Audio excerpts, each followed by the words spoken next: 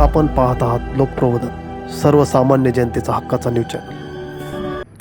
दाभाडी 26 जानेवारी प्रजासत्ताक दिन गिरणारा प्राथमिक शाळा भाऊसाहेब हिरेनगर दाभाडी येथे मोठा उत्साहात साजरा करण्यात आले. गिरणा एज्युकेशन सोसायटीचे संचालक माननीय श्री विश्वास केदाबच्चाव पाटील यांच्या हस्ते ध्वजारोहण करण्यात आले.